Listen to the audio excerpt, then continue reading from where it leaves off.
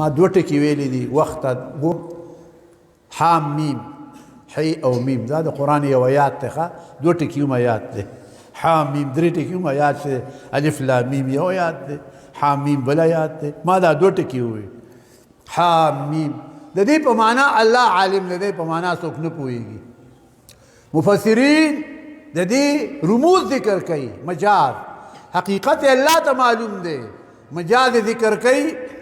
حی حاد حاوی العلوم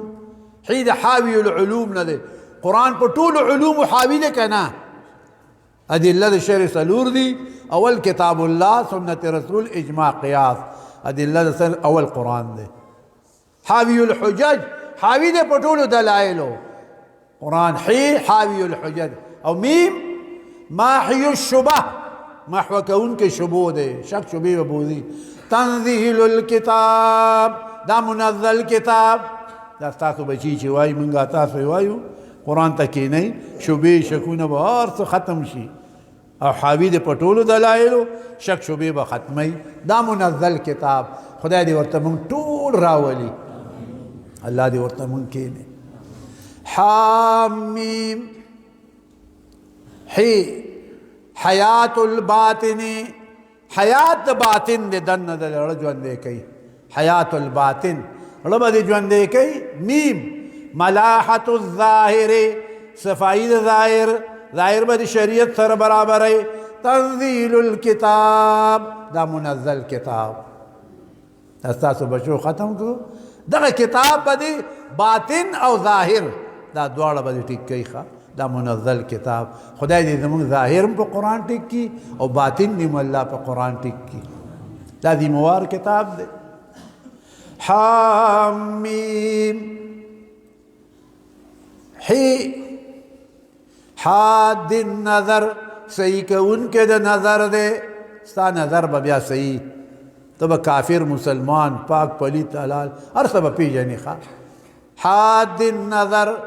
میم ممد الفکر امداد ورکی عقل دے انسان لا عقل دے انسان سداسې قرآن مرګری شي که نه د عقل له کارو کی الله له لوی مقام ورکو حاد النظر صحیح کون کے نظر دے ممد الفکر امداد ورکی عقل دے انسان لا تنزیل الکتاب دا منزل کتاب نو اللہ دے زمانگ نظر او زمانگا بدن پا قرآن مانے برابر کی حامیم حس علی الخیرات تیدی ورکی پا نیکو بانے شابہ نیکی تا دو حجومات تا ختمون دی شابہ دو کا او میم حاد النظر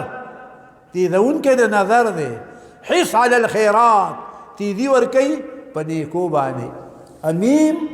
منع عن السیئات منع کئی بدے ناکارا کاروننا ناکارنا دے منع کئی قرآن قرآن دے ناکارنا حرامنا غیبتنا دروغنا جس سوایا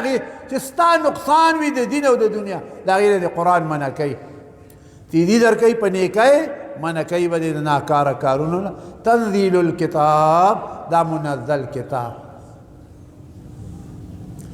حامیم حی حبل توی رسائے او میم متین مضبوطہ ابن مسعود رضی اللہ تعالی عنہ دا مانا کرے دا القرآن حبل اللہ المتین قرآن رسائے دا اللہ دا مضبوطہ اللہ را لے گلے دا واعتصموا بحبل اللہ جمیعا طول پا دی قرآن سراشا متفق شئی یو شئی خلاف مکوئی یو ادری گئی یو شئی واعتصموا بحبل اللہ نو قرآن حبل لے متین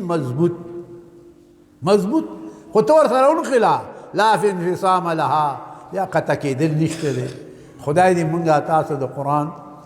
شوق او مین پیدا کی اللہ دی منگا تاسو قرآن تا مین پیدا کی رونو